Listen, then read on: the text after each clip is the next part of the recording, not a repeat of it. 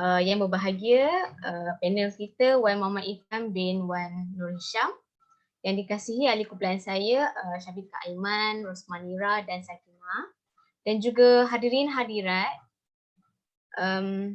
yang dikasihi sekalian. Terima kasih dan selamat datang ke program Pertanian Bandar Hidroponik. Program ini bertujuan untuk berkongsi ilmu dan pengetahuan tentang sistem hidroponik dan juga menunjukkan demonstrasi asas kaedah sistem hidroponik ini sendiri. Sebelum saya melanjutkan lagi program kita pada pagi ini, marilah sama-sama kita membuka majlis kita dengan umum kitab Al-Fatihah.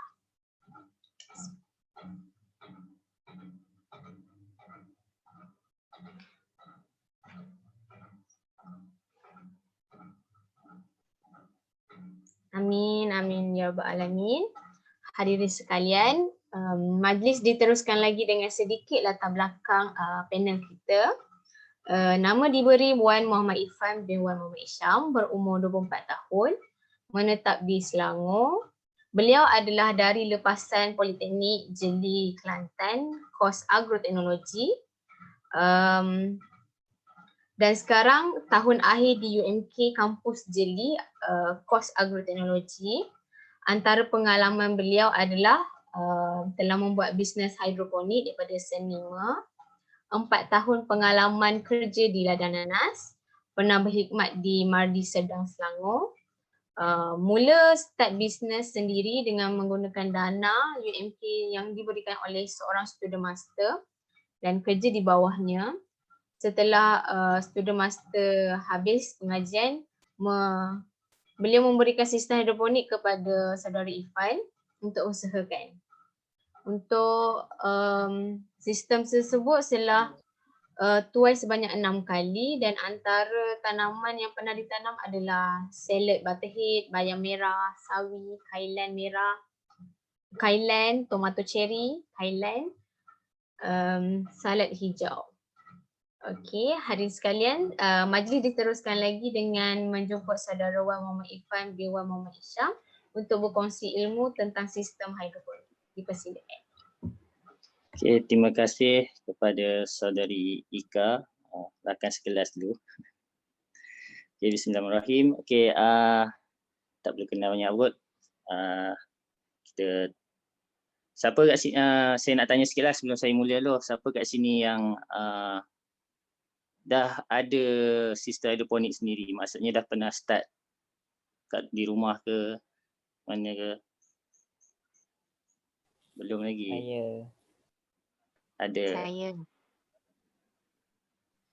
Macam mana tu sistem hidroponik tu buat sendiri ke ataupun beli? Buat sendiri. Buat sendiri.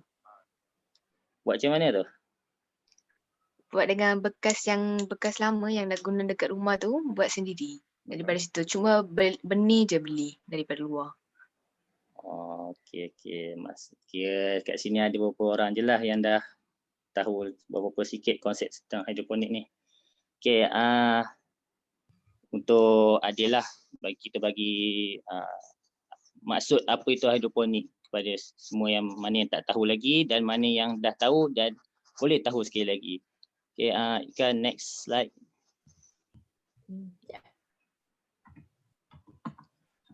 Yes, tak. Okey, maksud hidroponik ni adalah dia tanaman di mana kita apa saja tanaman, kaedah tanaman yang tidak menggunakan tanah dan ia digantikan dengan air.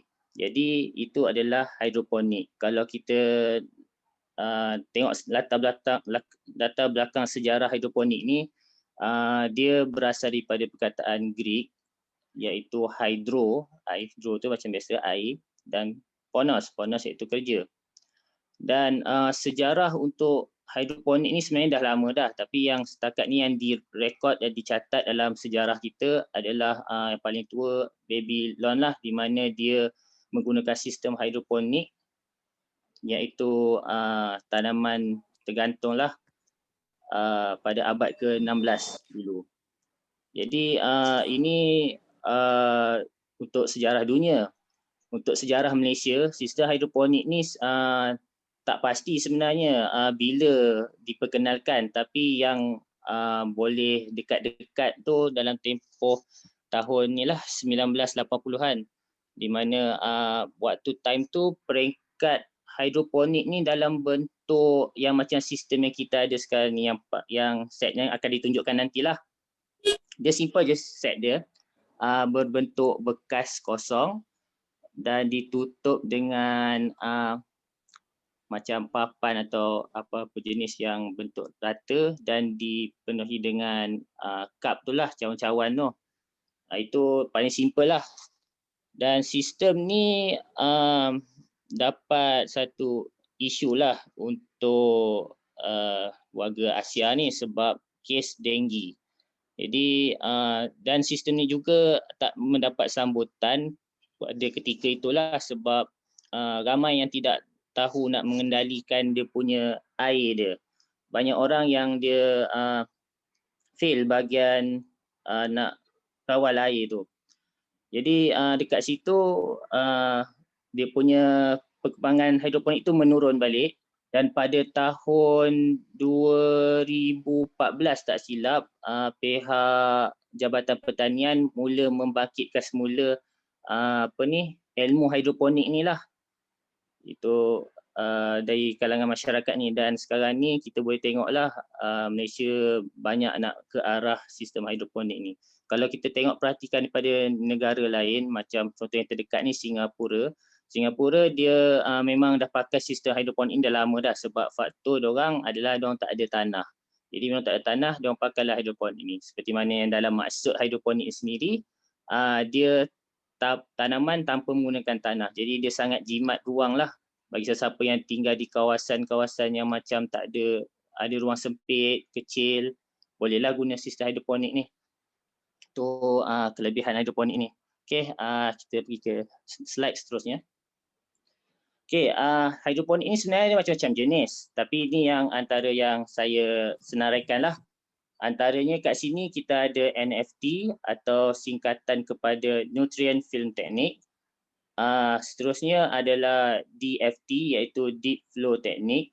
Yang ini yang kami syarikat saya lah dengan tim saya handlekan, yang buat sendiri menggunakan hasil kerja usaha pelajar. Seterusnya adalah aeroponik. Nanti saya akan terangkan apa maksud aeroponik. Tu ada aquaponik. Aquaponik ni ramai orang tersilap. Ni nanti saya akan sentuhkan jugalah sebab ramai orang yang tertukar antara hidroponik dengan aquaponik. Seterusnya adalah static hidroponik dan akhir sekali adalah vertical farming. Okey, next slide. Okey, NFT. NFT ni dia kalau nak ikutkan dalam gambar rajah yang bawah tu, dia punya kerata retas dia, NFT ni dia menggunakan sistem yang mengalir saja. Maksudnya kat sini kalau tak ada elektrik, tak ada pump tu tak jalan, air tu tak ada, air tu kering. Jadi itu NFT. Okey, kelebihan NFT ni dia punya paras air dia boleh dilaras. Maksudnya di sini kita boleh laraskan dia berdasarkan kelajuan yang dimasukkan ke dalam input tu lah. Maksudnya pada mula air tu dimasukkan dan akan dijatuhkan kembali semula ke tangki. Dari situ kita boleh kawal lah, maksudnya mula air masuk tu, jumlah banyak mana air masuk tu kita boleh kawal kat situ. Jadi dari situ kita boleh kawal aras air tu. Dan NFT ni juga dia sifat dia tidak bertakung, melainkan dalam tangki tu lah. Dalam tangki tu kan bertakung lah, tapi untuk elakkan ni kita kena tutup supaya haiwan-haiwan lain tak masuk. Jadi sistem hidroponik NFT ni memang dia takkan bertakung sebabkan dia punya sistem dia yang air terus mengalir sahaja. Dan ia tidak mudah melempah. Maksud di sini melempah biasanya kalau macam pengalaman kita orang, pengalaman saya, dia kita orang pernah tanam satu tanaman ni di mana akar dia sangat serabut dan sangat tebal. Dia lebih kurang akar macam akar sayur tapi dia terlalu tebal menyebabkan saluran air untuk mengalir itu lambat. Bila saluran air itu lambat, dia lambat keluar daripada saluran keluar, dia menyebabkan air tu melempah keluarlah di bahagian cup pot tu, net pot tu.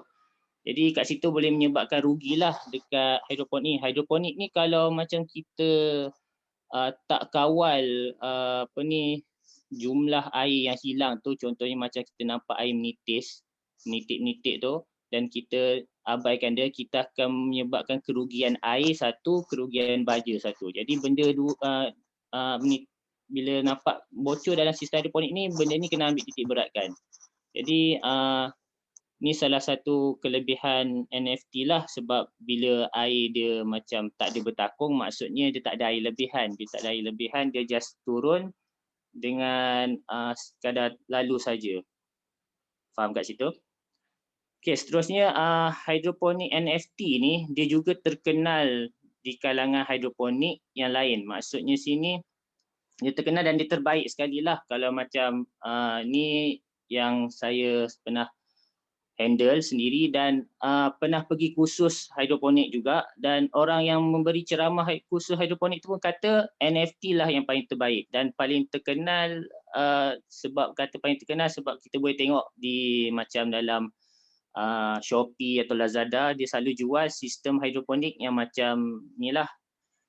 Okey, kekurangan dia biasanya pokok cepat layu kalau jika tak ada elektrik, macam biasalah, sebabkan dia air tak bertakung. Jadi bila elektrik tak ada, air tak ada, pokok pun tak dapat air dan dia akan layu. Satu lagi kelemahan hidroponik ni, pokok dia tu manja sikit. Dia tak macam dekat dalam tanah.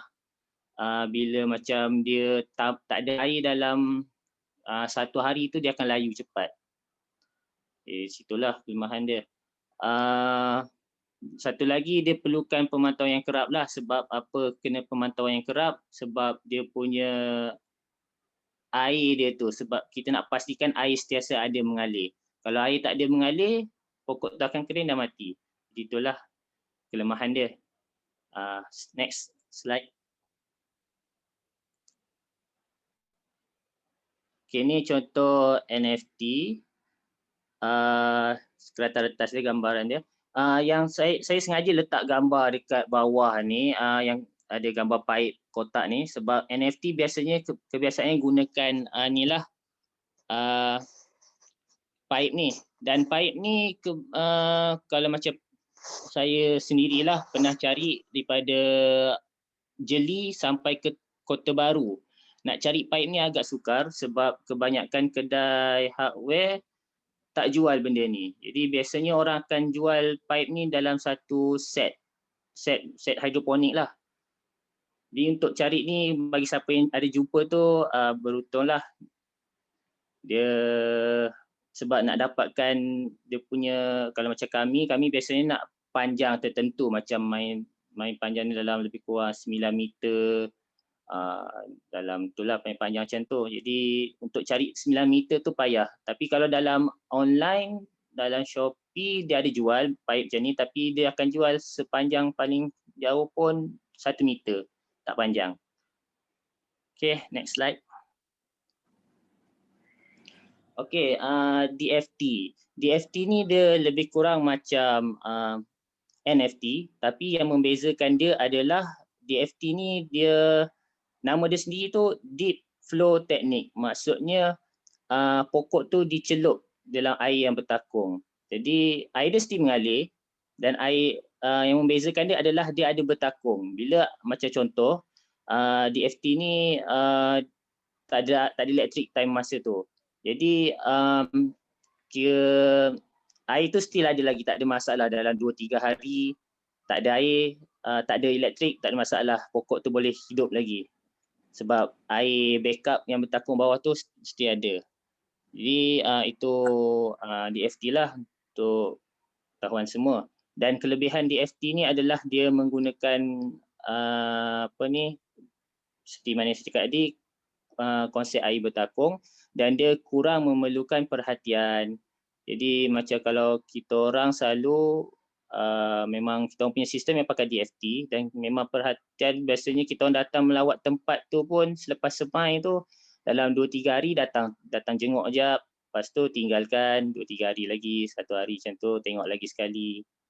Dia santai-santai macam tu je. Jadi orang-orang macam sibuk-sibuk pun datang nak tengok, kau datang tengok tempat tu pun just tengok air pump tu on atau tak aje, ataupun air dalam tangki tu ada ke tak, itu je. Itu salah satunya lah antara rutin harian, biasanya tengok bacaan isi meter. Isi meter tu nanti saya akan terangkan lah apa itu isi meter.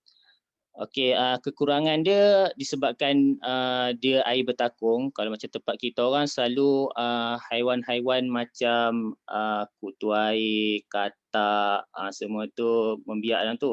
Katak ni kalau dengar macam tak ada masalah kan, tapi sebenarnya memang ada masalah dengan katak ni sebab dia bertelur. Lagi katak yang macam katak pisang, dia memang suka tempat-tempat berair macam ni, tempat-tempat semak macam rimbun sejuk. Jadi bila dia bertelur, dia punya apa panggil kantung telur dia tu boleh menyebabkan tersumbat. Lendir-lendir kantung telur dia tu menyebabkan saluran tersumbat. Dan ni buruklah.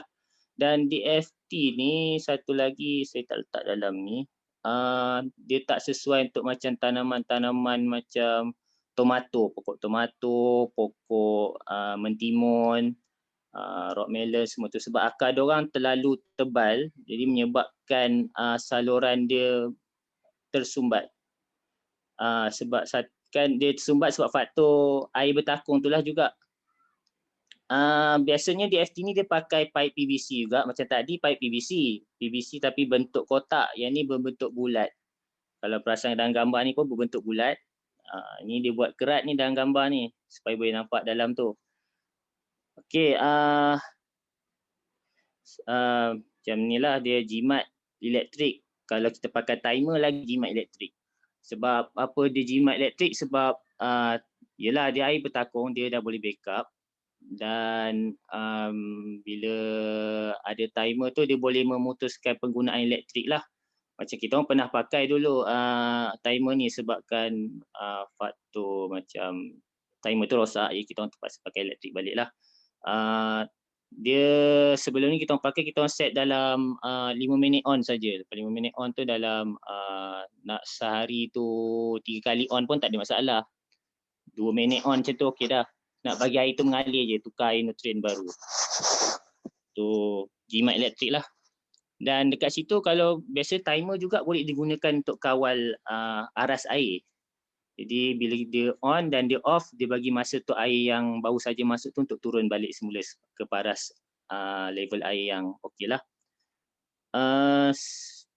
Antara kelemahan DFT ni, dia apa ni, macam tadi cakap lah, memberi ruang untuk makhluk perosak untuk membiak. Dan satu lagi, air dia mudah melimpah. Bila air bertakung, sebabkan dia pakai pipe yang bentuk silinder, jadi dia punya, kalau macam bayangkan kalau bentuk kotak, dia punya permukaan lubang yang ditebuk tu rata kan. Jadi kalau dalam bentuk silinder ni, bila kita tebuk, dia tak jadi rata, dia akan jadi macam melengkung. Jadi melengkung di situ menyebabkan apa panggil air tu boleh melimpah. Tu satu kelemahan dia lah yang kami hadapi untuk DFT ni. Seterusnya boleh menyebabkan penyakit. Okey, penyakit tu boleh next slide. Next slide kah? Penyakit tu biasanya macam akar reput ataupun biasa batang reput lah. Jadi ni biasanya berlaku pada peringkat awal usia pokok tu. Waktu time pokok tu dia dah banyak akar, dah tua, tak ada masalah. Tapi waktu DFT ni, waktu time peringkat usia yang muda lah, dia payah sikit nak bangun sebab terlalu air bertakung menyebabkan span terlalu basah dan anak pokok tu sendiri tak mampu nak menghadapi air keadaan yang terlalu lembap tu. Okay, ni adalah aeroponik. Aeroponik ni kalau kita tengok sini nama dia aero maksudnya udara lah. Dia sama juga guna konsep hidroponik tanpa gunakan tanah, tapi yang membezakan dia dengan hidroponik yang lain adalah dia guna semburan air. Air itu memang disembur dan air itu akan jatuh, akan masuk balik ke dalam tangki dan akan diguna semula untuk disembur sekali lagi. Okey, ini adalah aeroponik lah. Kalau tengok kat sini dalam gambar rajah, pokok kat bahagian atas dan bahagian bawah dia tu ada macam ruang udara. Dia tak ada ruang air, ruang udara. Dan dalam ruang udara tu, yang ini ni sistem tertutup lah. Ruang udara tu ada penyembuh air dan benda ni memang fully pakai timer dan dia tak boleh macam tak boleh tak pakai timer lah. Kalau kalau sembuh sepanjang masa pun tak boleh juga. Jadi aeroponik ni dia bagus, dia kadar penyerapan baja pada akar tu secara direct dan mencukupi. Dia sebab faktor mencukupi sebab kita sembuh pada akar saja, kita tak bagi baja tu pada seluruh ruang-ruang yang kosong. Jadi kat situ pokok boleh terima baja secara direct lah, langsung. Kelebihan dia adalah dia memang jimat air, satu sebab dia pakai sembuh. Sembuh tu sebab dia keluarkan kadar yang betul untuk pokok tu. Yang kedua, dia kurang penyakit. Sebab kurang penyakit di sini sebab faktor kelembapan dia tu kita boleh kawal. Dan yang ketiga adalah akar dia lebih sihat lah. Tapi untuk aeroponik ni dia ada kelemahan juga. Satu, dia terlalu mahal. Sebab kenapa dia terlalu mahal? Sebab dia punya sistem nak setting dia tu, dia perlukan penyembuh, dia perlukan timer, dia perlukan sistem yang mengawal timer tu. Dan dia kena periksa pastikan penyemburan tu ada. Kalau tak ada, pokok boleh mati sebab yelah dia dah tak ada air. Dia bergantung pada semburan tu saja. Kalau dia tak ada sembuh, tanah fungsi dia untuk mengekalkan kelembapan pada akar tu. Tapi bila tanah dah dikeluarkan, pokok ni hanya bergantung pada penyembuh tu je lah. Semburan tu sajalah. Jadi itulah sebab yang kata pengawasan yang tinggi. Satu lagi dia memerlukan ruang yang banyak. Sebab faktor ruang yang banyak dekat sini sebab dia menggunakan ruang udara yang lapang untuk akar tu mengembang. Jadi di situlah kalau tengok design yang ni pun dia ambil banyak sikit ruang berbanding dengan yang lain. Kalau macam ada satu aeroponik ni berbentuk piramid di mana atas sampai ke bawah dan tengah-tengah daripada pusat piramid tu adalah penyembuh. Tak ada dalam ni lah contoh gambar. Yang bawah dia tu antara contoh ke atas. Okay, next. Next.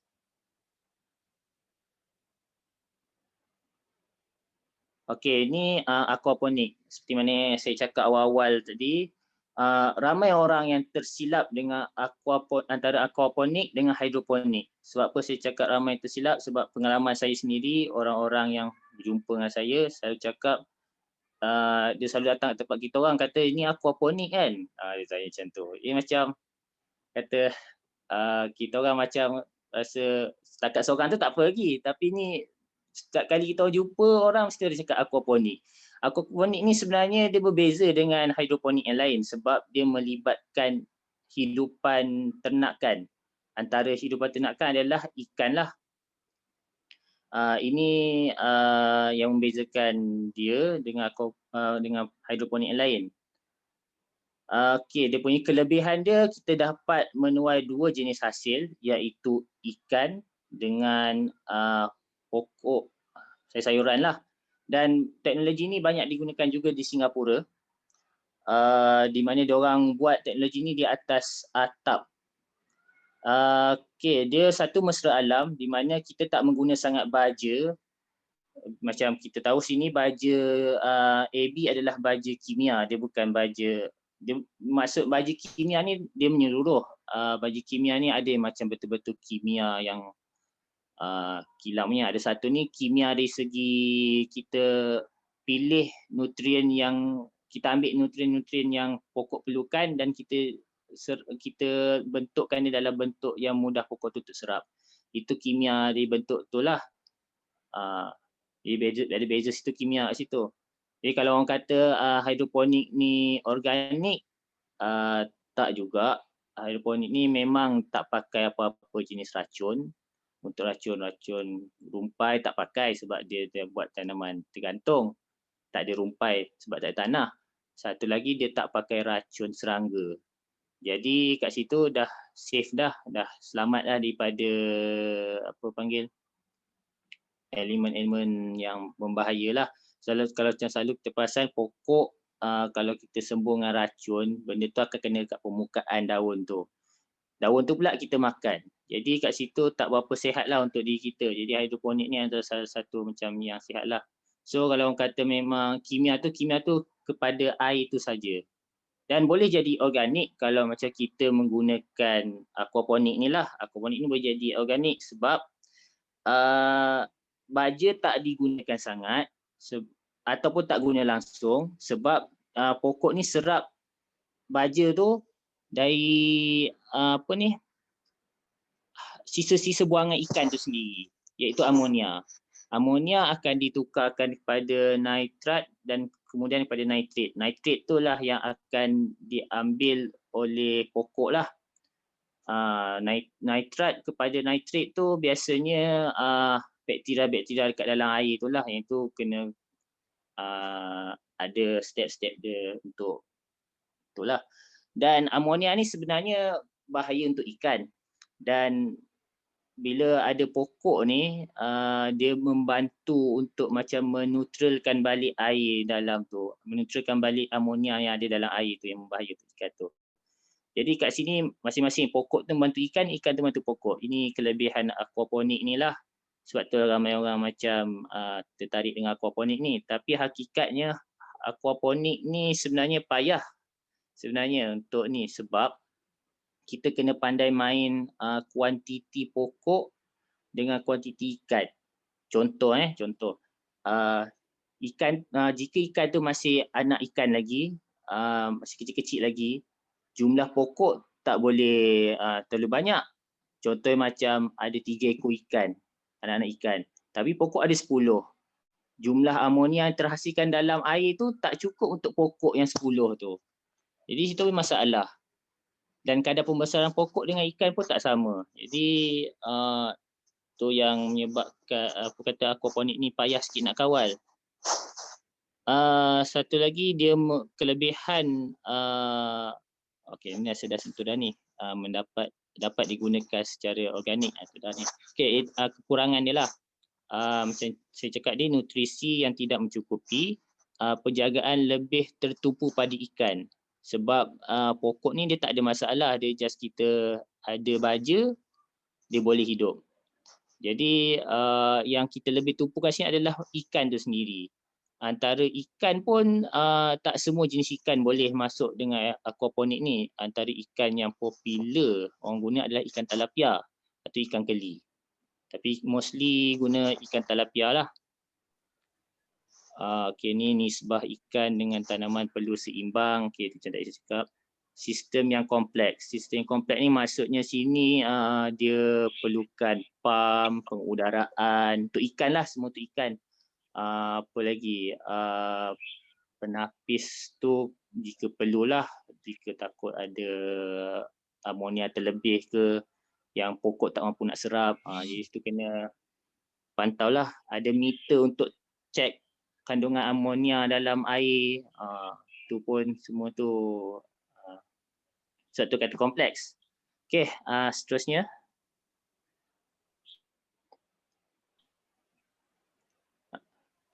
Okey, ni static hydroponic. Sebab apa nama dia static hydroponic adalah sebabkan air dia yang tidak mengalir. Kalau kita perasan kat sini, bentuk design dia adalah dalam bekas saja. Ni dalam bekas ni yang macam kita punya ni lah yang akan ditunjukkan demo nanti. Di mana ia simple saja design dia ni. Semua orang boleh buat, semua orang boleh dapat. Dia mudah nak dibuat sendiri dan dia harga dia agak murah. Pada waktu zaman time ni lah design ni tengah popular dulu, harga dia dalam lebih kurang 40 ke 60 ringgit kalau nak buat pun. Sebab mahal tu pun sebab bekas tu sendiri je. Tu je lah. Dia hanya perlukan pam udara saja untuk pengudaraan dalam air tu. Sebab akar pokok ni sebenarnya pokok ni bukan saja daun dia bernafas, akar dia pun bernafas. Jadi kalau macam kita biar terlalu lama dekat dalam air, kandungan udara, oksigen di dalam air akan berkurang. Bila berkurang menyebabkan akar pokok ni membusuk. Dia membusuk, ni kesilapan orang kebanyakan yang membuat. Dia kena dia tak tukar air tu ataupun dia tak letak pam udara dalam tu. Jadi itu menyebabkan akar, sebab itulah akar pokok tu jadi busuk. Ni untuk static hidroponik lah. Dia punya ni antara lagi kelebihan dia itu je lah. Kekurangan dia macam yang saya cakap, memerlukan pam udara. Boleh berlaku penyakit akar jika pengudaraan tidak cukup dalam air tu. Sebab kalau kita tengok sistem lain, air dia mengalir. Bila air dia mengalir, dia menyebabkan satu macam panggil pergaulan, dia gaul lah antara udara, campuran udara dengan air. Jadi kat situ tak ada masalah dari segi udara dalam air lah. Kalau macam ini statik, air dia, molekul-molekul air tu duduk dalam tu diam, dia tak bergerak langsung, dia tak aktif. Jadi kadang-kadang baja pun kalau macam dia mula lama sangat, dia akan jadi menggumpal, dia akan mendak ke bawah lah. Itu salah satu kelemahan static hidroponik ni. Pembiakan nyamuk mungkin berlaku sebab ini pernah berlaku kat isu dulu waktu time awal-awal hidroponik di Malaysia lah, di mana sistem yang macam ni, static hidroponik ni digunakan meluas. Dan time tu juga didapati pengusaha untuk buat hidroponik yang static hidroponik ni memiliki anak nyamuk yang terlalu banyak. Jadi pembiakan Aedes berlaku lah di situ. So satu lagi sistem ni juga dia nak mengawal suhu tu agak sukar sebabkan dia punya keadaan yang statik, yang statik ni maksud duduk diam lah. Dia tak bergerak molekul-molekul dia. So pengaliran haba tu tak berubah. Jadi kalau macam misalnya kita letak di bawah cahaya matahari, benda ni boleh jadi, air tu boleh jadi panas lah. Bila jadi panas tak sesuai lah untuk keselesaan akar pokok tu sendiri. Okey, seterusnya.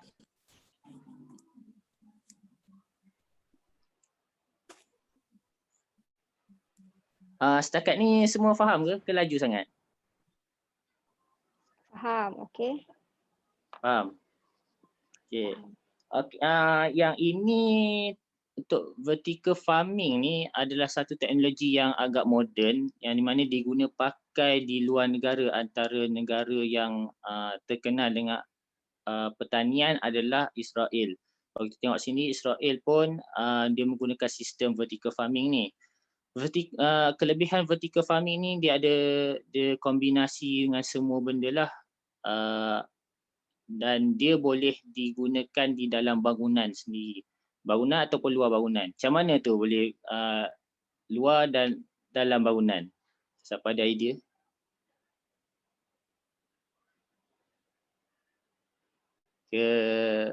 Tak boleh gambarkan macam mana? Okey, saya beritahu lah.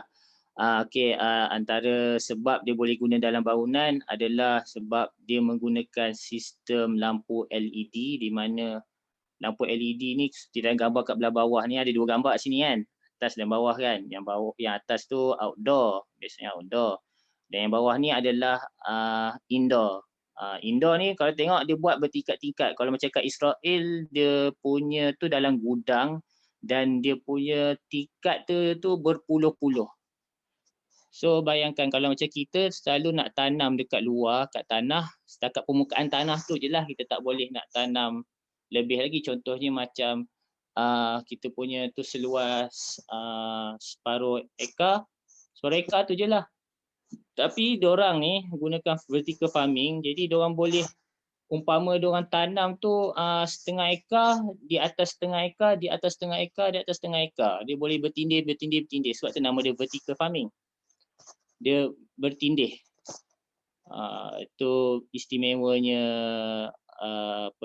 vertical farming ni. Dan dia punya teknologi dia memang teknologi terkini sekarang, bebas daripada perosak dan penyakit, sebab kebanyakannya vertical farming ni diletak di dalam greenhouse ataupun rumah lah, di mana penyakit pun tak boleh nak datang, perosak pun tak boleh nak datang. Jadi dia zero pesticide. Maksud zero pesticide dengan herbicide ni, dia tak gunakan racun serangga dan tak gunakan racun rumpai lah. Di mana kalau kita tengok kesan racun ni, kalau macam selalu peladang yang selalu biasa dengan meracun ni, dia ada efek, boleh efek di segi buah pinggang boleh, kalau macam kita terhidu ke apa, efek akan datang, dia boleh menyebabkan kanser, boleh menyebabkan rosak apa panggil herpedu, itu antaranya lah. Jadi kalau vertical farming ni kira menyelamatkanlah peladang-peladang ni ataupun petani-petani yang gunakan ni. Satu lagi dia apa panggil, dia buat luar musim. Bagi negara yang macam ada 4 musim, dia boleh tanam tanaman ni pada luar musim. Kalau macam contoh, diorang pada musim sejuk, diorang tak boleh tanam apa-apa, betul tak? Biasanya diorang akan buat dalam rumah greenhouse diorang. Tapi disebabkan ada vertical farming ni, diorang boleh tanam ni pada luar musim. Kalau walaupun keadaan musim buruh, musim sejuk, musim panas, diorang pokok-pokok ni still boleh tumbuh dalam keadaan yang suhu biasa saja. Sebab vertical farming ni dia ada macam dia sistematik sikit. Dia ada pengawal suhu, dia pengawal suhu ni termasuklah ada penghawa dingin, ada yang tak, kalau lebih panas boleh kawal, ada komputer dia lah. Apa ni boleh tengok sendiri dalam YouTube ada. Apa ni dia boleh kawal keadaan air tu sendiri, dia boleh kawal keadaan keamatan cahaya tu nak terang ataupun nak malap. Dan setiap anak pokok ni, kalau apa yang saya pernah baca dulu dalam jurnal, apa ni, setiap pokok ni dia perlukan spektrum cahaya yang berbeza. Contohnya macam anak pokok dia perlukan spektrum berwarna putih. Macam ada pokok yang macam pada usia berapa minggu tu ada perlukan spektrum berwarna hijau. Jadi setiap tu, kalau macam ni kita boleh tengok dia guna spektrum macam purple sikit kan. Dia ada color putih semua tu.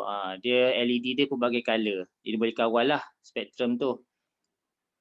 Okey, pada masa yang sama juga dia boleh memberikan cahaya yang 24 jam. Mana pokok ni tak perlu berada dalam keadaan kondisi di mana dia panggil reverse respiration lah. Di mana dia serap oksigen, dia lepaskan karbon dioksida tu pada waktu malam lah. Jadi bila dia peroleh cahaya 24 jam, dia boleh menghasilkan kehijauan yang berterusan dan dia terus membesar lah. Itu kelebihan untuk vertical farming ni. Kekurangan dia pula, dia kos yang tinggi. Jadi kalau kita tengok sini pengendalian dia memang tengok macam orang dalam gambar ni pun dia pakai SOP dia. Dia pakai pakaian dia tu untuk elak pada apa-apa punya penyakit. Dan apa ni, dari segi kos nak bina ni semua lagi mahal lah daripada macam yang saya punya ni DFT. Jadi nak bina tu agak ni, kalau boleh nak ada je yang jual dalam bentuk skala yang kecil kalau nak buat pun. Tapi untuk buat skala yang macam besar ni pun, skala yang kecil pun dah memakan panggil duit, sebab nak beli lampu dia lagi, nak beli dia punya apa panggil isi meter dia lagi, nak kena cek suhu dia lagi, semua tu peralatan-peralatan yang agak mahal lah. Satu lagi dia perlu orang yang mahir untuk mengendalikan ni. Kalau macam kita tak berapa nak mahir sangat dan tak ada ilmu pasal untuk menjaga vertical farming ni, dia agak sukar lah. Bukan tak boleh, boleh belajar, tapi dia perlukan kemahiran lah sebab memain dengan sistem-sistem yang agak kompleks. Okay, next terusnya. Okay, ni antara bahan-bahan asas untuk hidroponik. Semua biasa jumpa ni semua ni. Net pot, pipe PE, control valve, tong silo tahu, tong silo.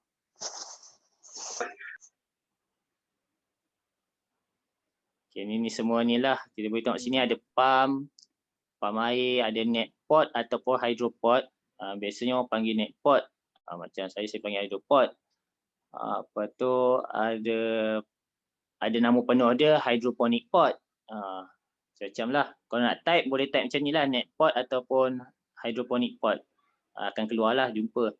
Lepas tu kita ada pipe PVC. Pipe PVC ni macam jenis, ada yang putih, ada yang kelabu.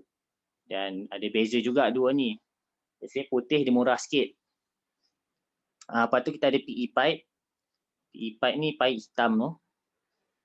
Seterusnya kita ada control valve. Control valve ni biasanya digunakan untuk kawal air yang dimasukkan, input, bagian air input. Untuk macam nak kawal level air lah. Berguna benda ni sebenarnya. Kalau tak dalam hidroponik kita yang ada pump lah. Biasanya disekalikan dengan control valve ni. Sebab control valve ni, tanpa control valve ni, air takkan boleh dikawal. Maksud dia kalau misalnya akar tu akan menyumbat saluran, maksudnya akan slowkan saluran air tu. Jadi kita boleh guna control valve untuk kawalkan kadar keluar masuk air. Seterusnya tong penyimpanan. Tong penyimpanan ni maksudnya tong silo tu lah. Tu baja AB. Ni kebiasaan orang guna. Ada orang guna baja organik. Baja organik dalam bentuk cecair. Sebab hidroponik ni gunakan sistem air. Jadi dia perlukan baja pun dalam bentuk air lah untuk pokok mudah serap. Tapi macam selalu orang guna memang baja AB. Yang ni isi meter. Isi meter ni digunakan untuk kira kepekatan kandungan baja dalam air itu sendiri. Dia kadang-kadang walaupun kepekatan dia tu tinggi tapi tak semestinya baja tu boleh guna lagi atau tak. Jadi itu pun kena tengok jugalah di segi tu. Kalau macam contoh panggil dah 2 minggu baja tu digunakan, kita perlu tukar air tu dengan air yang baru.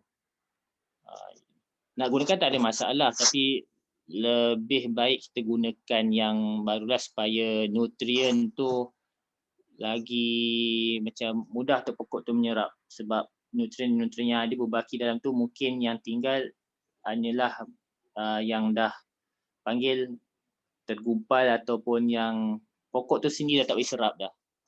Sebab tu kita akan tukar yang baru.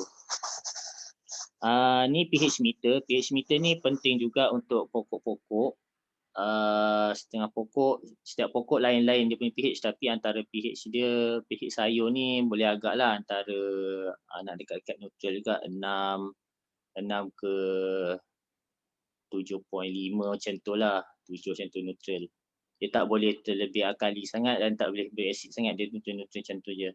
Tapi biasanya kami tak check sangat pH sebab pH tak ada masalah. Dan akhir sekali adalah span. Span ni adalah pengganti media tu lah. Span ni boleh digantikan dengan coco peat ataupun sabut kelapa. Dia boleh gantikan dengan rock wool. Rock wool ni dia kalau tengok ejaan dia ROCKWOOL. Tu rock wool. Rock wool ni dia mahal sikit. Dan biasanya orang macam pengusaha hidroponik yang dah panggil lama lah, dia banyak duit, dia bolehlah gunakan rock wool ni. Tapi untuk macam permulaan biasa guna span je lah, span jimat. Coco peat pun ada guna. Peat moss biasanya tak guna sangat sebab peat moss ni sebenarnya asal daripada alga yang dikeringkan dan dihancurkan menjadi satu media yang sesuai untuk biasanya orang guna untuk semai anak pokok, benih-benih pokok. Okay, next slide.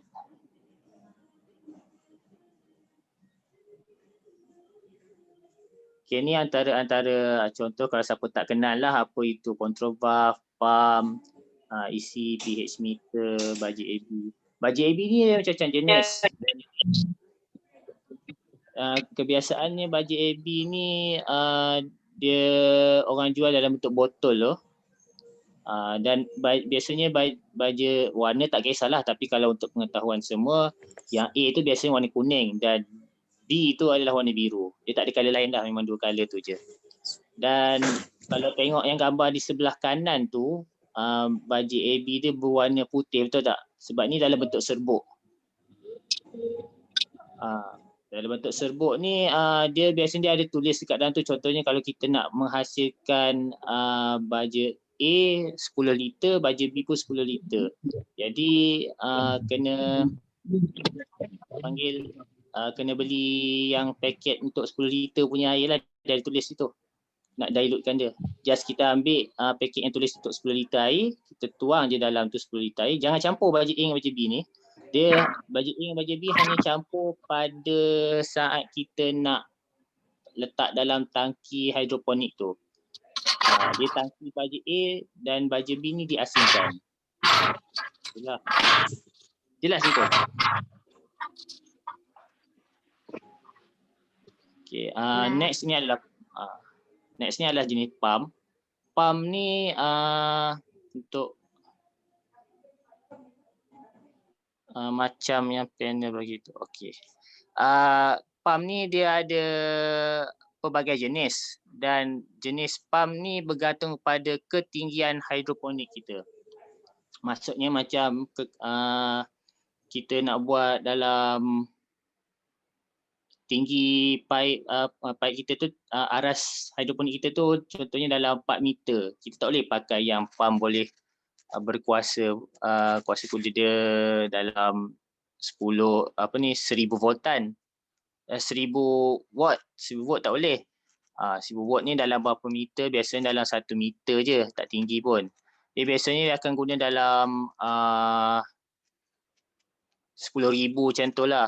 Dia ada tulis kat dalam kotak pump tu. Biasanya pump akan pakai pump akuarium. Pump akuarium memang ada tulis kat situ berapa meter, jadi baca boleh tengok kat situ lah. Dia boleh juga kawal arus tu menggunakan control valve. Tapi dekat situ hanya boleh macam kita buka sikit je lah. Tak boleh main banyak lah. Kalau macam misalnya pump tu boleh gerak 1 meter, kita kecilkan. Okey, soalan ni. Ika, soalan ni nak jawab sekarang ke macam mana? Ada yang bertanya? Ifan nak jawab sekarang pun boleh, nak jawab nanti pun boleh. Ke nak habiskan dulu kot? Habiskan dulu yang Kita bahagian ni. habiskan dulu lah. Kita kumpulkan dulu. Okey, tutup pump. Yang bawah ni pula tulis isi dengan pH meter ni, ini yang benda memang wajib adalah. Kita baja AB ni, sebab bila main baja AB ni, kita tak boleh main bubuh saja. Macam memang baja AB ni nisbah dia 1:1. Maksud nisbah 1:1 ni 1 baja A, 1 baja B. Contoh kita nak ambil 1 sudu. So 1 sudu baja A dan 1 sudu baja B ke dalam tangki untuk diberikan pada pokok. Jadi lepas dah masukkan dalam 1 tangki tu baru dikacaukan. Dia tak boleh terlalu banyak. Jadi peranan isi meter ni adalah untuk memastikan baja tu tak terlalu pekat. Maksud tak terlalu pekat ni untuk macam tangki 150 gallon ataupun 1000 liter.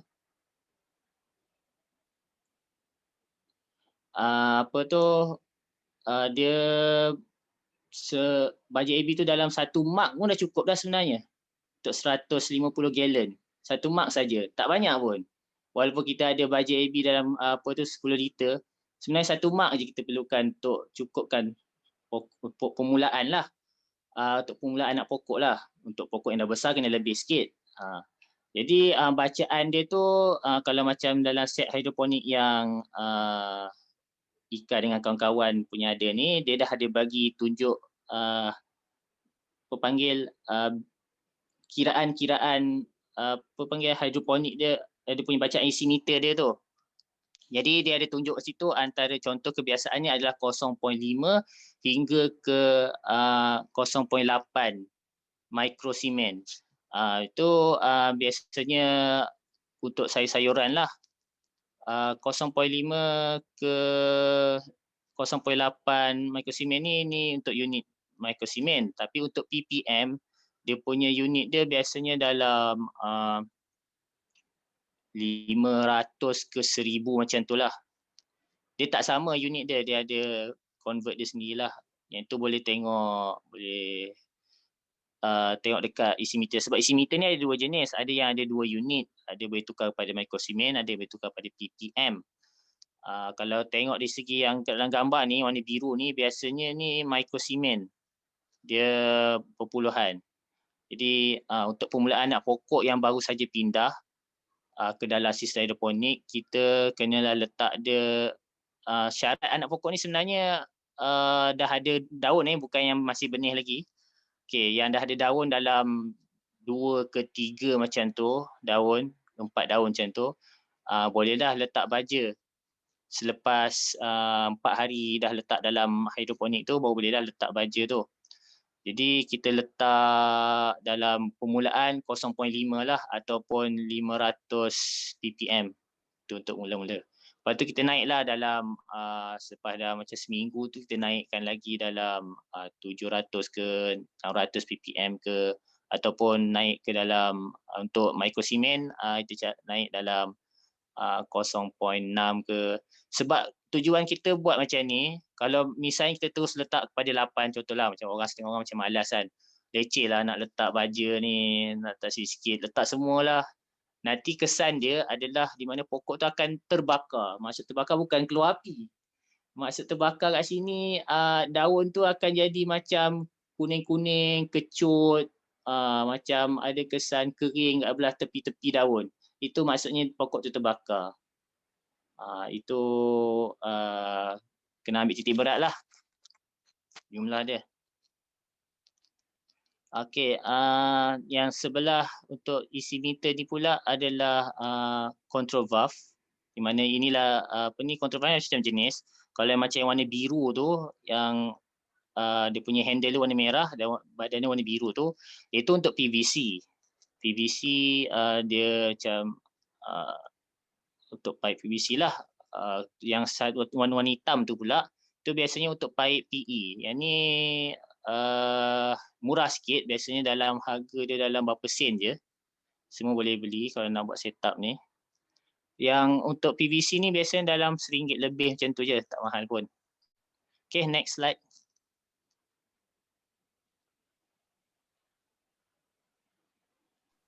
Kita jawab 2 soalan dulu boleh, Fan?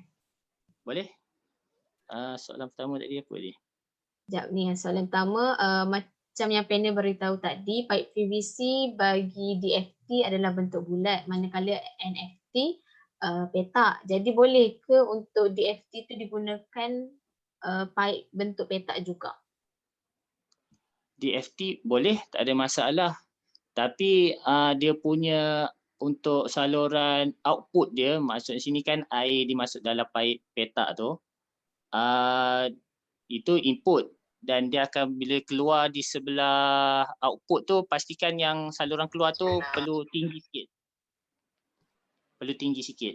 Jadi tujuan dia nak bagi tinggi tu supaya air tu tak keluar semua. Faham? Yang bertanya tu faham? Okey, faham.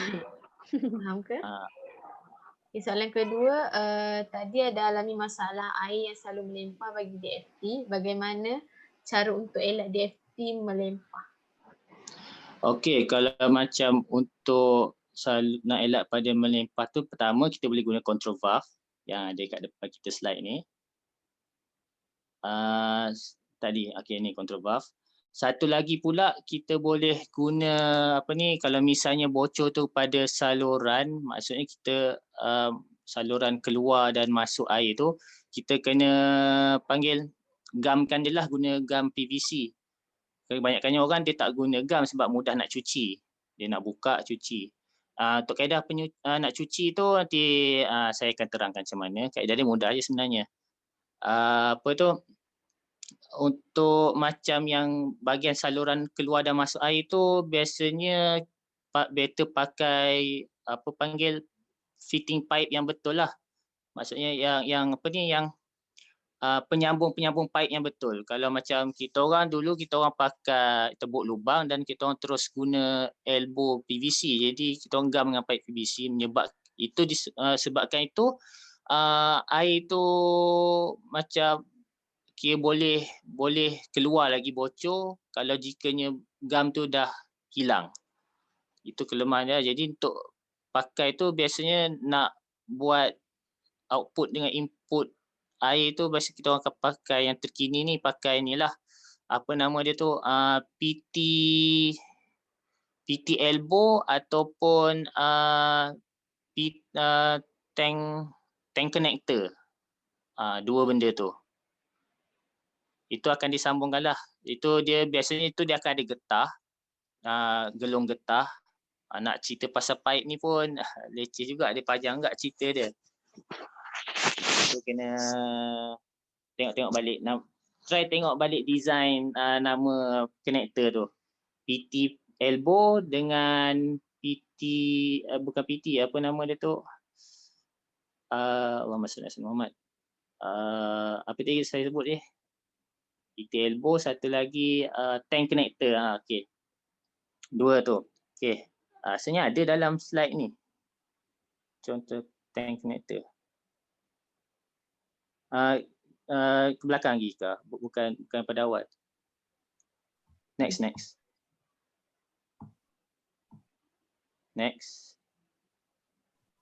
Okay, stop. Okay, tadi. Okay, kalau tengok sini, apa ni, ada keratan rentas bahagian sebelah tong biru tu, tong silo tu, gambar bawah tu. Itu tank connector ataupun dia ada macam gerigi dan macam skru sikit. Jadi kat situ kita boleh ketatkan dia menggunakan panggil spana jelah. Jadi ni lagi efisien daripada gam. Ni beza kalau kita guna gam PVC dengan ni.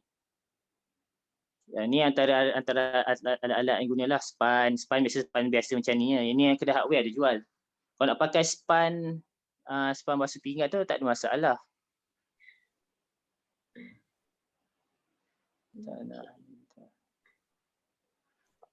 Okey. Yang ni kan saya tulis kat sini PE dan PVC fitting kan. Okey, untuk PVC fitting biasanya dia color kelabu ataupun color putih. Ini PVC fitting. Kalau color hitam tu itu adalah PE. Gambar atas sekali tu. PE fitting. Ni tong silo kalau siapa tak tahu. Tong silo ni biasanya digunakan untuk simpan baja A dan baja B lah. Maksudnya kena ada dua lah tong ni. Satu untuk baja A dan satu untuk baja B. Dan tong ni perlulah ditutup. Jangan terbuka. Kalau design macam ni dia bentuk ada mulut macam tu je kan. Cari tong yang boleh ada cap lah, bukannya mulut kecil macam ni. Nanti payah nak cedok air nanti. Ni kena tuang ni. Okay, next. Ni jenis-jenis hidroponik yang lain. Contoh yang ada dalam antara peserta kat sini pakai botol kan. Ini contoh salah satu macam saya pernah buat juga. Tanam dalam botol. Tu tak ingat pokok apa tu.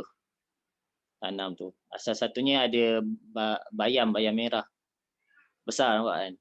Pakai baju AB juga ni. Lepas tu, tu antara vertical farming guna konsep NFT juga ni. Dia vertical tapi dia dalam bentuk NFT.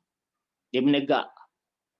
Yang ni lagi jimat ruang tapi dia lagi perlukan keadaan yang stabil lah sebab dia tinggi.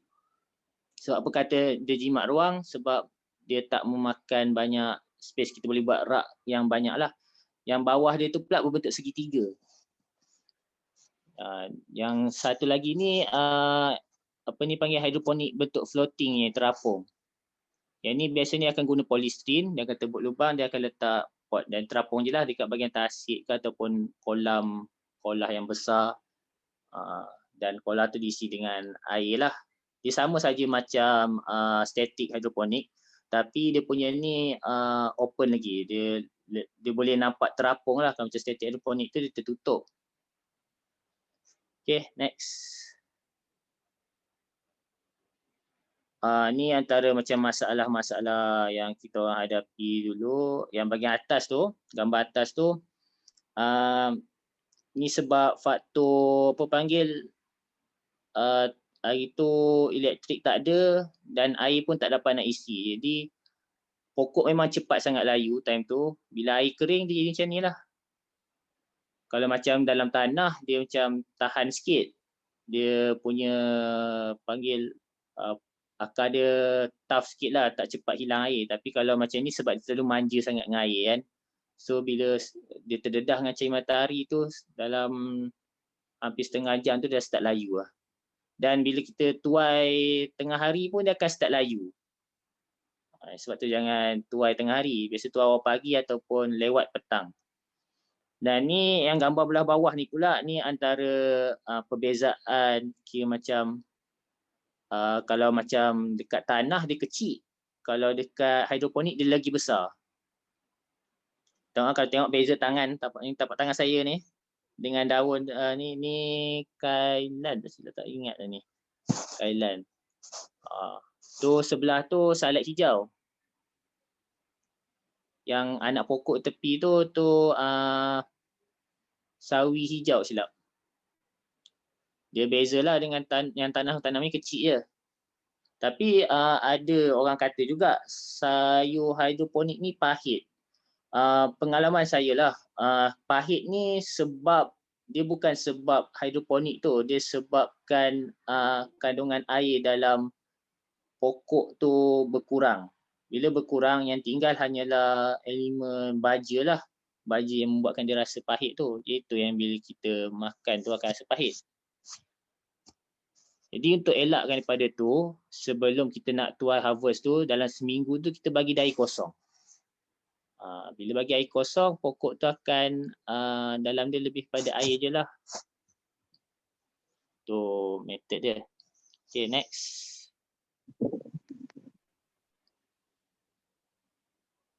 Ni antara tanam-tanaman yang kita orang tanam. Ni saja nak test ni, kita orang tanam tomato cherry untuk DFT.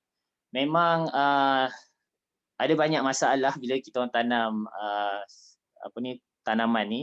Di mana bila kita orang tanam ni, dia punya akar dia terlalu serabut berbanding dengan akar-akar pokok sayur yang lain. Jadi dekat situ dia menyebabkan air melimpah.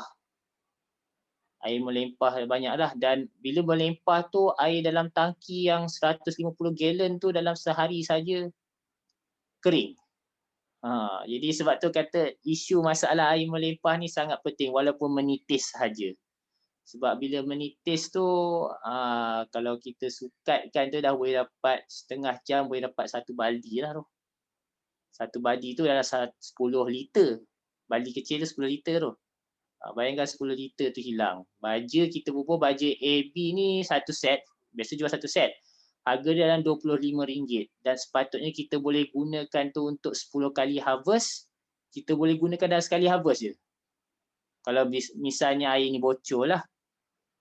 Dia penting kat situ ke titik berat lah. Kat bawah ni sawi. Sawi ni tak ada masalah sangat. Dulu yang kita orang ada masalah adalah sawi putih, di mana kita orang tak ada gambar sini sebab tak tangkap gambar waktu tu peringkat awal kita orang bermula. Tanaman kita orang kena serang aphid. Dan cara untuk kita orang selesaikan masalah tu, kita orang sembuh dengan kepekatan air sabun saja. Air sabun basuh pinggan ke apa ke, tapi dalam pekatan yang rendah lah. Dalam satu sudu untuk 10 liter tu okey dah. Setengah satu sudu lah, setengah sudu untuk 1 liter. Jadi sembuh je lah dekat daun-daun tu sambil cuci dengan tangan, gosok-gosok dengan tangan. Alhamdulillah dia kurang, tapi still ada lagi sebab dia punya kuantiti yang banyak kita tak dapat kawal. Jadi cara paling senang lupuskan je lah pokok tu. Okay, next.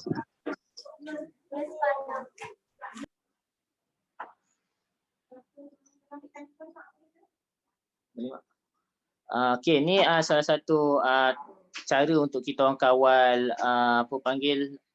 intercropping, untuk kawal pest, di mana kita orang gunakan kaedah intercropping. Apa itu intercropping? Intercropping ni kalau tengok dalam gambar ni ada pelbagai jenis sayur, betul tak? Tanaman lah, bukan sayur je, tanaman. So dalam tanaman yang pelbagai ni menyebabkan makanan-makanan untuk perosak-perosak ni tak menentu. Jadi sebenarnya setiap pokok ni dia keluarkan satu feromon, satu macam bau lah. Bau di mana setengah serangga ni tak suka. Jadi bila bercampur dengan pokok-pokok lain, berbagai jenis bau menyebabkan tanaman menyebabkan perosak tu sendiri payah nak datang. Kalau pasal kat sini bawah ni sawi kailan nama dia silap. Yang atas tu bayam merah. Atas tu kailan, atas lagi tomato cherry. Sebelah kanan kita ni salad hijau, bawah tu tak ingat apa bawah tu. Tak nak ingat lah. Ni antara ni lah kita orang buat. Dan satu lagi yang macam nak panggil dapat hasil tuaian yang hari-hari, kita orang guna kaedah tanaman 15 hari. Maksudnya sini nak masuk hari yang ke-15 tu, masuk dalam 3 hari atau 4 hari sebelum hari ke-15 tu, kita orang dah semaikan benih siap-siap.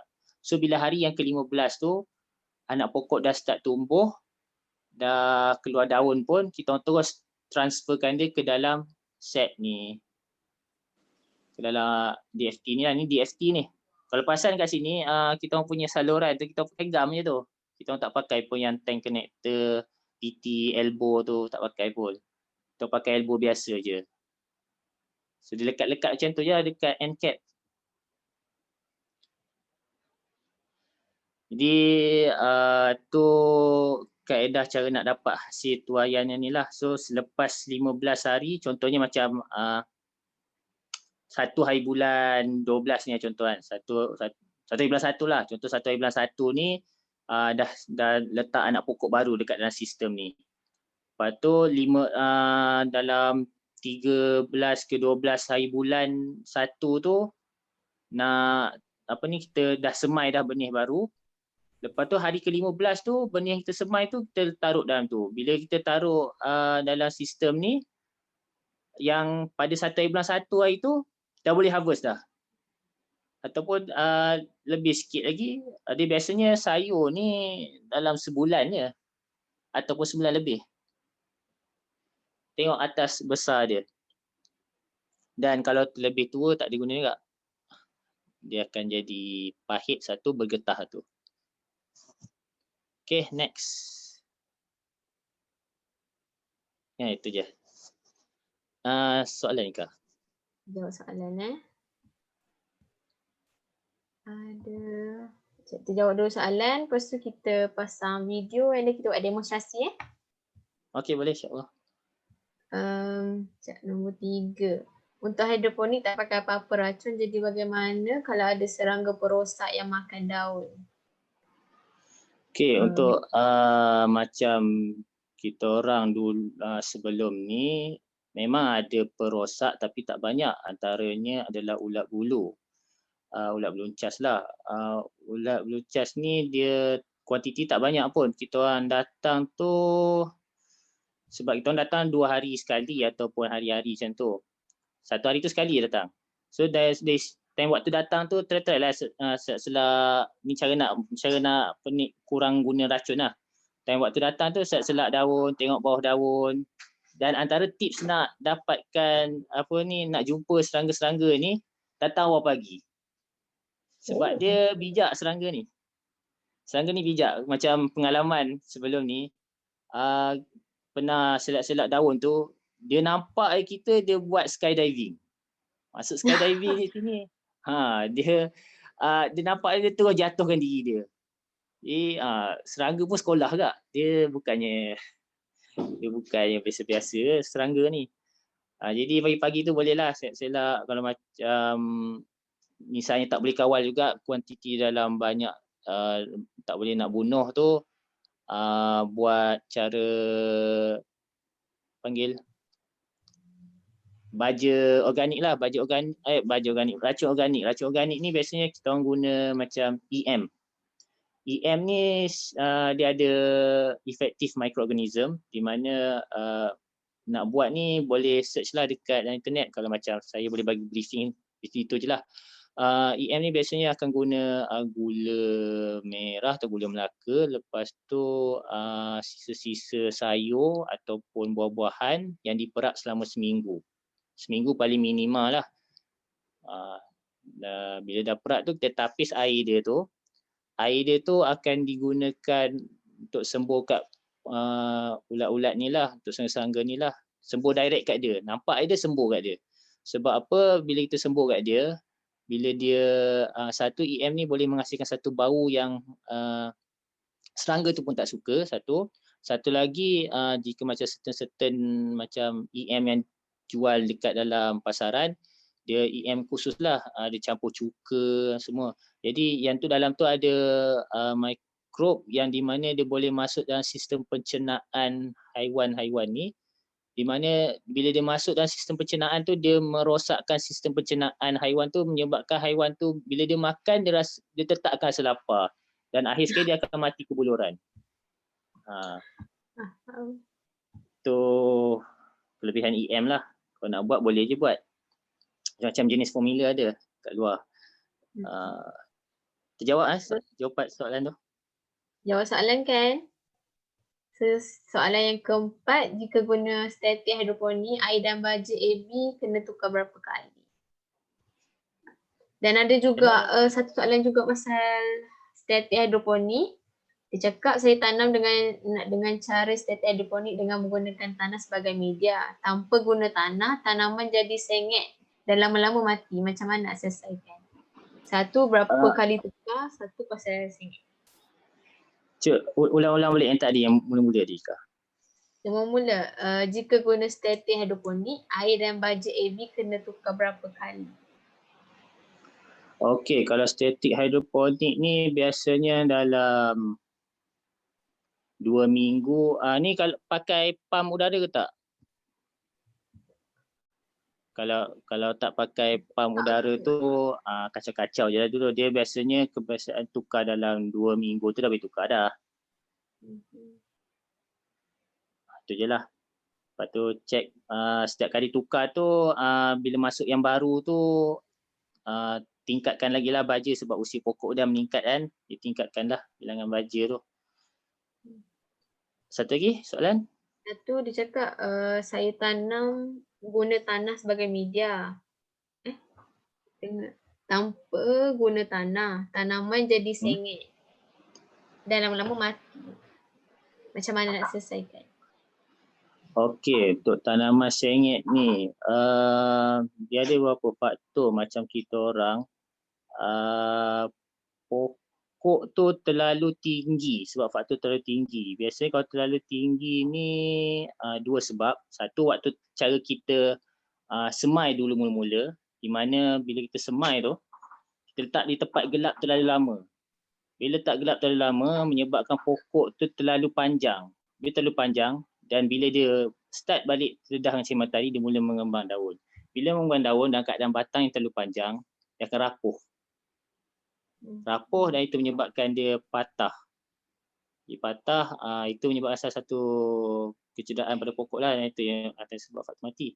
Antara sebab lagi macam tanaman tu mati adalah bila dia terlalu panjang tu dia terjongkir sikit dan dia punya hidropod tu tak terkena air.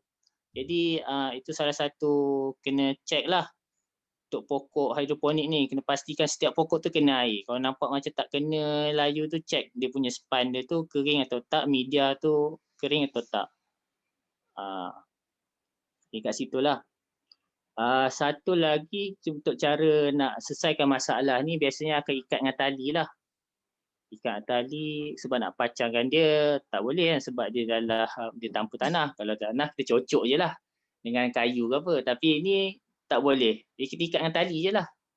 Bagi dia duduk diam. Terjawab soalan tu? Jawab soalan kan? Faham, thank you. Faham. So kita jawab lagi 3 soalan je lah. Okey, boleh. Ada satu ni, dia tanya anak benih yang perlu diletakkan di dalam span berapa? Okey, untuk anak benih ni, sebenarnya saya tak berapa prefer letak dalam benih tu letak terus dalam span, tak berapa prefer yang tu sebab kaedah tu sebenarnya tak terjamin untuk pokok tu tumbuh atau tidak. Untuk macam kita orang punya kaedah, ada nanti dalam video nanti korang tengok macam mana kita orang buat. Di mana kita orang letak dalam satu bekas yang besar. Bekas besar ni diisi dengan peat moss. Peat moss ni seperti yang saya cakap tadi, dia apa panggil? Dia dibuat daripada alga. Dibuat pada alga yang dihancurkan dan dikeringkan. Jadi boleh cari situ dia tulis peat moss tau, bukannya campuran soil mix ke apa ke, dia peat moss saja. Dia istimewa peat moss ni, dia sangat sesuai untuk semua jenis benih lah untuk tumbuh. Diberi keselesaan untuk anak benih tu untuk bercambah. Jadi bila kita dah letak bekas tu dengan peat moss, kita just tabur je benih tu dekat atas tu. Selepas dah tabur tu, jangan tabur banyak sangat lah, tabur setakat rata semua tu. Selepas dah tabur tu, kita just sembur saja dengan air setiap hari. Pasti maksud setiap hari tu kalau nampak terlalu lembab jangan sembur lah. Jangan pastikan air takung tu nak sembur lagi, mati pokok tu. Kita just bagi dia lembab sampai dia biasanya paling lama pun dalam 4 hari ke 5 hari macam tu, tak sampai pun seminggu. Kalau misalnya seminggu tak tumbuh maksudnya tak jadilah tu. Okey, bila dah bercambah tu, dari situ kita boleh pilih pokok. Kita boleh pilih pokok mana yang hidup, mana yang tak. Berbanding balik dengan guna span tadi, kita terus letak dalam span dan kita tak tahu sama ada benda tu hidup atau tak. Kadang-kadang bercambah atau tak. Kadang-kadang sebabkan terlalu lembab span tu, pokok benih tu tak boleh nak serap. Dia tak boleh nak serap, maksud bukan tak boleh serap, maksudnya terlebih kembang dan menyebabkan tubuh kulat. Situ dah menyebabkan penyakit. Jadi untuk elakkan itu, kita buat cara semai di atas peat moss dulu. Dan cara tarik tu, tarik perlahan-lahan lah. Jangan bagi cedera akar tu, jangan bagi patah batang tu. Pisahkan sikit-sikit, slow, celup dalam air tu nak bagi kurang tanah. Kalau ada tanah sikit pun tak ada masalah. Pas dah ambil satu anak pokok tu, kita akan koyakkan span tu. Contoh ni satu span, kita tak koyak habis. Koyak setakat terbuka macam ni. Lepas tu anak pokok tu letak kat tengah dan kita kepit dan masukkan ke dalam hydropot tu sendiri ataupun net pot tu. Tu cara kita membuat lah. Jelas? Okay, faham. So yang ni sistem aquaponik boleh tak nak guna ikan hiasan seperti ikan emas, gapi beta dan sebagainya? Okay, macam yang saya cakap, aquaponik ni dia sebab dia main nisbah ikan dengan pokok yang seimbang. Kalau macam ikan emas atau ikan hiasan, dia punya kandungan amonia yang terhasil tu tak cukup banyak untuk support pokok tu. Sebab tu dekat sini aquaponik yang paling sesuai adalah pokok yang paling sesuai adalah ikan tilapia. Sebab dia sangat boleh inilah, sebab salah satu ikan tilapia dia boleh hidup dalam keadaan yang agak lasak sikit dan dia tak terlalu manja. Satu lagi ikan hiasan ni kalau kuantiti dia yang banyak untuk satu pokok okeylah, macam dalam 5 ekor dalam satu bekas untuk satu pokok tu mungkin okeylah. Cuma risiko di sini nak tahu dia punya kandungan amonia tu je lah. Tu pentingnya kena ada dia banyak main dengan mikroorganisma juga. Mikrob dalam air tu. Sebab tu penting kalau dalam waktu time kita nak letak air tu, pastikan ada air ikan yang lama. Maksudnya dalam air ikan yang lama tu, dalam tu memang dah terbentuk satu koloni mikrob di mana khusus untuk makan amonia ni lah. Jadi bila kita campurkan dengan air hidroponik, aquaponik ni, dia macam lagi membantu untuk proses pokok terserap. Tarik ikan tu lah. Tu je. Jelas? Untuk saya ringkas lah. Boleh guna tu, tapi untuk macam nak dapatkan sayur tu tak berapa sangat lah, sebab sayur dia perlukan nitrogen yang banyak untuk daun. Kalau macam kuantiti ikan tu tak cukup, tak boleh lah. Okay, next soalan, cara bancuh baja macam mana? Okey, cara bancuh baja seperti yang kita selalu akan dapat, di mana ada dua jenis kita akan dapat, sama ada dah siap dilute. Maksud dilute sini dah siap dicairkan dalam bentuk cecair. Bila dah siap bentuk cecair, dia akan bagi dua jenis lah, cecair A dan cecair B. Dua ni tak bercampur, jangan campur tau. Nak campur time waktu nak bagi kat pokok je. Satu lagi dalam bentuk serbuk. Dalam bentuk serbuk ni yang tak didilutkan lagi. Biasanya dalam bentuk serbuk ni dia akan tulis dekat dalam bungkusan dia tu untuk berapa liter. Contohnya kat sini dia kata dalam untuk 1 liter. So campur dengan air dah 1 liter lah. Tapi saya pernah tanya orang-orang sekeliling, dia kata tak ada masalah nak campur berapa liter pun. Tapi untuk macam kepekatan dia akan jadi macam kurang lah. Kalau misalnya kita dapat dalam untuk 10 liter air, kita letak dalam contohnya satu set tu kan ada baja A dan B kan. Yang baja A tu kita taruh dalam 10 liter air dan baja B tu 10 liter air, kena sama. So itu untuk step nak dilutekan dia. Bila dah dilutekan dia jadi air, untuk bagikan dia pada pokok pula, kita kena mulakan dengan, biasanya kalau tangki yang besar, contoh macam 150 galon, biasa 1 mark je. Kita boleh agaklah kat situ. Kalau macam tangki yang kecil macam set kita punya ni, letak dalam berapa ml pun cukup dah. Dia dah naik tinggi dah. So tu penting isi meter untuk kita tengok. Berapa, bila kita letak berapa ml tu, berapa banyak sekian-sekian ni, berapa banyak nilai dia naik. So bila kita tengok berapa banyak nilai dia naik, kita boleh agaklah akan datang nanti kita boleh taruh macam saya dah tahu dah untuk 150 galon tu biasa satu mark tu. Kalau nak dapatkan bacaan isi meter 500 ppm lah, sebab saya pakai ppm. Kalau nak dapat 600, letak berapa dalam 2 mark ataupun 1,5 mark, dah tahu dah dia punya nisbah dia. Tapi nisbah dia yang penting 1-1. Maksudnya 1 A dan 1 B. Itu je. Dia punya keyword dia dan dia punya cara asas dia. Metode asas dia. Jelas? Faham. Boleh kita teruskan pada demo tak, Ifan? Sebab kita pun dah drag masa banyak ni. Oh ya. Masya Allah. So kalau sempat nanti kita pasang video.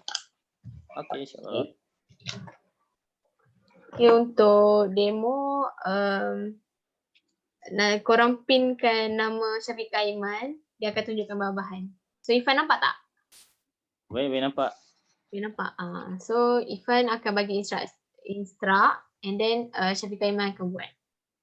Okey, step mula-mula adalah kita ambil span dulu. Span tu. Koyakkan dia, pisahkan dia, ambil satu je. Syafiqah.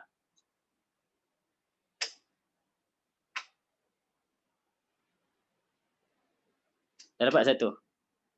Okey, cuba koyakkan dia pada separuh macam tadi, tapi jangan koyak sampai habis.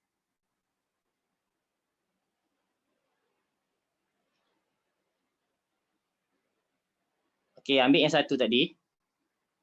Yang satu tadi. Yang lain tu letak, ambil satu je. Okey, yang satu tu koyakkan daripada separuh tapi jangan terbelah habis. Buka macam ni. Daripada tepi, start daripada tepi. Koyak tak apa.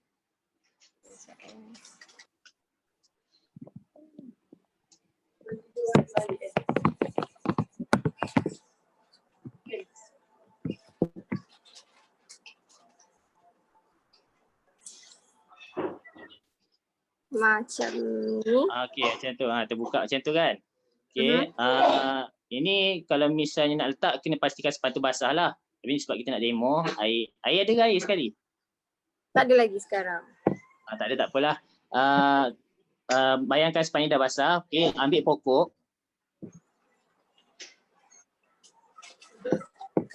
Pokok besar sikit, apa ke? Tak apa, tak ada masalah. Nak tunjuk contoh macam mana letak tu. Okey, bahagian akar tu, pastikan span tu kepit kat bahagian tangkai akar tu. Kat atas sikit. Okay. Dekat dengan tangkai dia. Situ. Tadi. Situ. Okay. Okay, tu contohlah. Lepas tu akar tu pastikan terlebih sikit bahagian bawah supaya dia boleh terkena air lah. Dan span tu pastikan kat dalam basah. Lepas tu selepas dah masukkan tu, span tu kita masukkan ke dalam hydropod. Selepas dah selesai ni, masukkan dalam hydropod. Hydropod warna hitam ni, pot hitam. Masukkan dalam tu. Nak mungkin nampak gambaran je lah. Okay, dah masuk dalam tu. Lepas dah masuk dalam tu, barulah kita boleh isi air bekas tu dengan air. Jangan isi baja lagi tau. Tunggu dalam masa bekas ni penuhkan dengan air. Dalam masa 4 hari baru boleh letak baja. So sekarang ni kira macam kita letak air dan kita letak pokok tu saja. Sebab pokok ni besar, jadi dia tak ni. Biasanya anak pokok dia akan dah letak air dalam tu. Okey, bayangkan tutup. Dia tutup. Okey, baru letak hydropod. Letak hydropod. Ika. Letak macam tu. Pastikan ini sebab akar dia besar nampak terjuntai, tapi pastikan akar tak nampak lah. Okey, pastikan yang hydropod tu sentuh air tau. Tak kisahlah terkena sikit ke, pastikan dia sentuh air. Kalau tengok-tengok kat bawah tu pastikan dia basah sentuh air. Itu je lah. Itu cara dia. Okey, selepas dah macam 4 hari macam tu baru boleh tambah baja AB. Baja AB ingat jangan bubur banyak sangat, bubur sikit dulu. Kalau besar macam ni setakat 10 ml macam tu, tak banyak pun. 10 ml banyak mana aja. Tengoklah, try bubur sikit dulu. Kau nak nampak gambaran lagi dalam 1 sudu teh. Satu sudu nasi ke 1 sudu teh. Okay, jelas?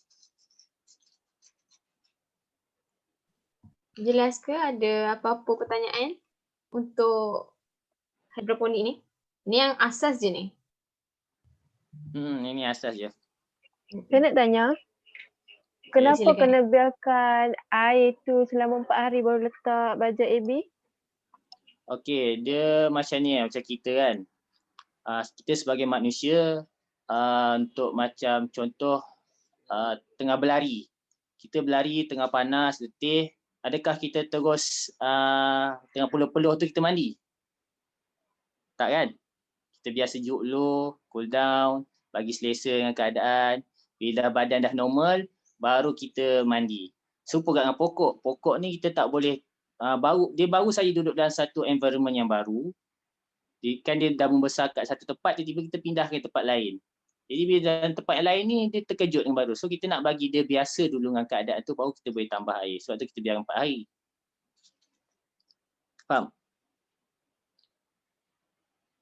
Sebab baja AB ni boleh menyebabkan terbakar. Sebab kalau terlalu pekat, dan untuk elakkan pada tu, kita kena biarkan akar dia tumbuh dulu lah, bagi biasa selesa. Itu je lah. Jelas? Jelas. Ada lagi soalan? Boleh tanya, jangan malu.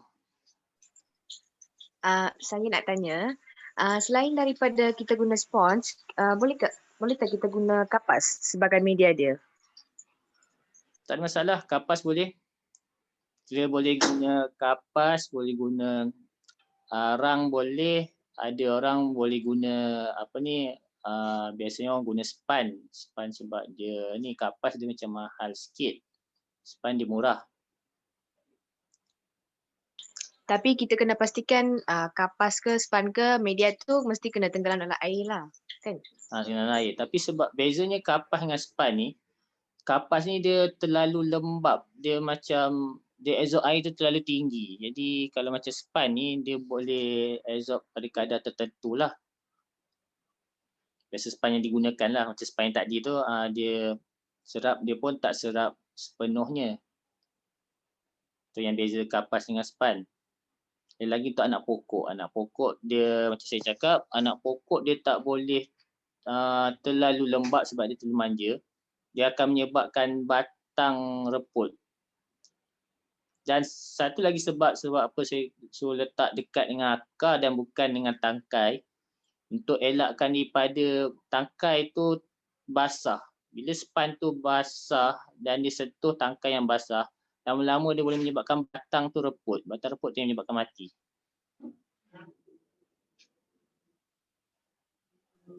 Okay, faham. So saya teruskan dengan tayangan video lah sekejap. InsyaAllah.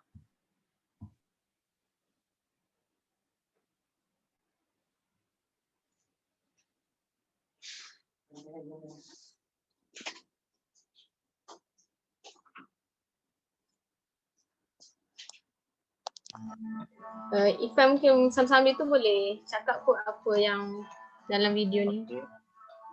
Okay, kalau kita tengok kat sini, ni cara kita orang lah. Tengok ada bekas kuning tu yang dah siap.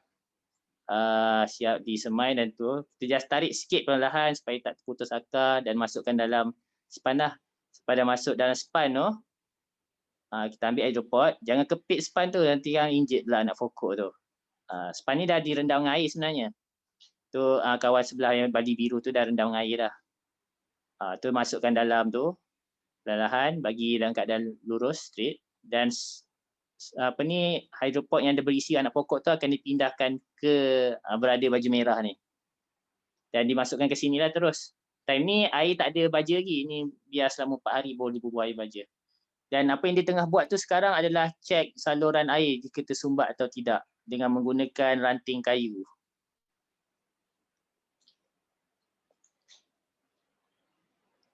Itu je lah. Ni antara yang kita orang buat, intercropping gambar tadi. Ni sayur-sayur kita orang buat, ni NFT. Air dia mengalir saja. Segar. Ini anak pokok. Anak pokok sawi. Sawi Kailan, ya, tak ingat. Ni baru-baru ni, gambar ni baru lagi ni, minggu lepas. Dan kita orang dah harvest tinggal lagi dalam berapa kilo je ni? Dalam sekilo. Ni ahli kumpulan saya, baju biru tu saya. Belakang tu kita orang punya set hidroponik lah, kita orang bina sendiri. Ni time ni Menteri Kewangan datang.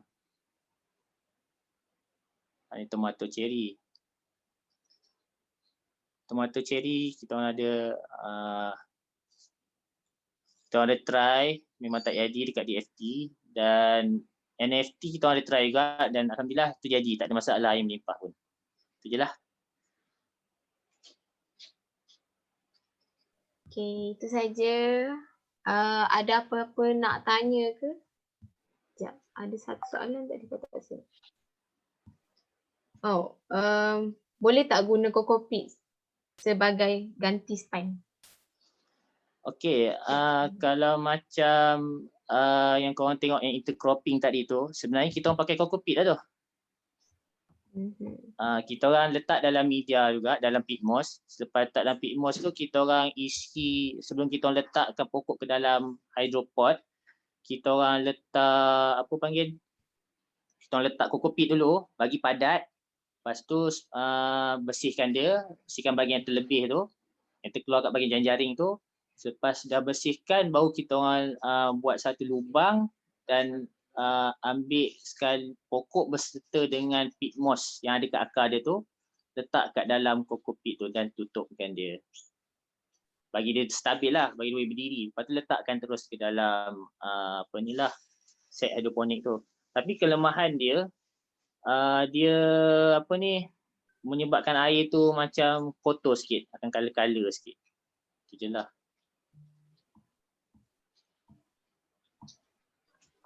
Okay. Itu saja dari kami. Ifan ada pun nak tambah atau orang lain ke sebelum saya tutup majlis? Tak adalah kot. Tapi satu je. Untuk bagi siapa yang baru nak mula hidroponik ni, jangan takut dan jangan putus asa walaupun tak jadi. Try belajar dari apa kesilapan dan terus usahakanlah hidroponik ni, sebab hidroponik ni benda yang menarik, tanaman yang menarik. Dan semua orang boleh tanam dan di mana-mana saja boleh buat. InsyaAllah. InsyaAllah. Okay, terima kasih. Sebelum tu di ruangan chat ada saya kongsikan link untuk borang penilaian program kami pada pagi ini. So para peserta bolehlah isi borang tersebut sebelum akhiri slot ini. So dengan berakhirnya demonstrasi tadi dan video tadi, maka baiklah sudah program kita pada pagi ini. Sebelum left group boleh isi dulu borang penilaian dan terima kasih atas kerjasama dan akhir sekali kita buka kamera untuk sesi penggambaran. Okay, semua sekali boleh buka kamera. Kejap je. Kamera.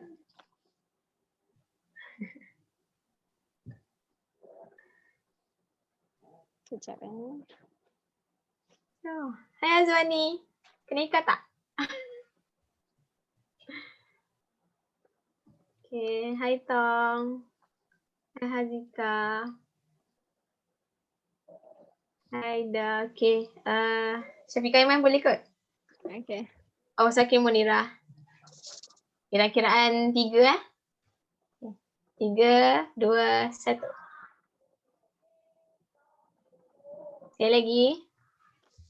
1, 2, 3. Okay, terima kasih. Saya sudahi dengan tasbih kifarah dan surah Wal-As.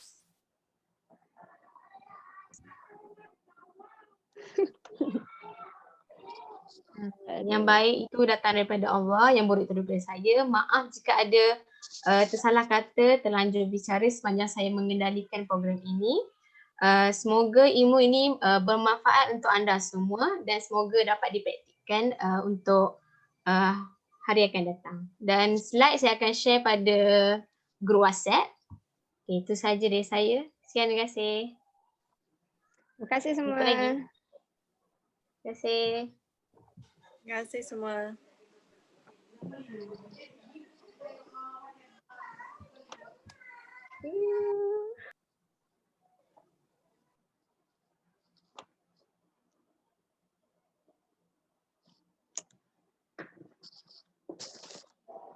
Okay.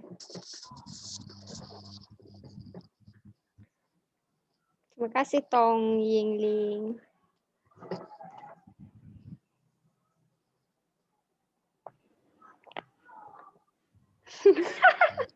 Okay.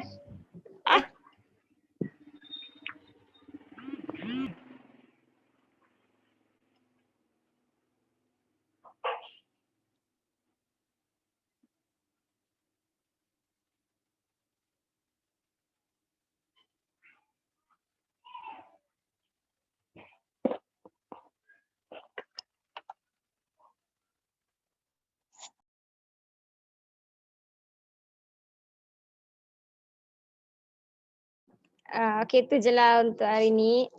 Untuk Irfan nanti kita orang bagi sijil surat penghargaan. Irfan, sorry tak dapat nak sediakan sijil lah. Tapi ada surat penghargaan lah. Special tu. Mungkin daripada MySays. Sebab Prof kita orang cakap kira surat penghargaan tu sama je macam sijil. Thank you so much. Betul. Terima Terima kasih kasih Azwani. Satu diploma tu, satu kelas. Oh. Bagus lah ada buka kamera. Thank you. Thank you. Buat apa sekarang? Tiba cek dalam ni pula.